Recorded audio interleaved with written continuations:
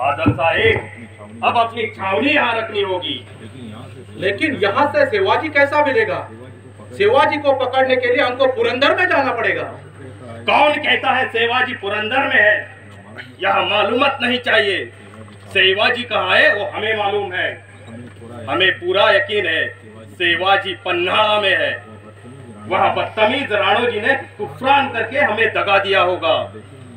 लेकिन जौहर साहेब, वह देखो शेरजंग मालूम होता है। हाँ हाँ वही है, लेकिन वो इस वक्त यहाँ पे कुछ काला मालूम होता है। या शिवाजी आदमी है या खतरनाक शैतान। लेकिन मुझे इसका नाम लेते ही ऐसा बदन में ऐसा क्यों होता है? यहाँ मेरे बदन के अंदर ऐसा कौन धड़क देता है? कुछ मालूम नहीं होता है। शिवाजी, तू यहाँ मराठा के राजा होना चाहता है, लेकिन तू बीजापुर का गुलाम है। शहंशाह का नमक खाकर उसी पर बेईमान होने वाला नमक हराम शैतान है। क्यों शेरजंग, क्या बात है? कौन साहेब, और जाफर राणो जी ने हमें फिर भी दगा दिया।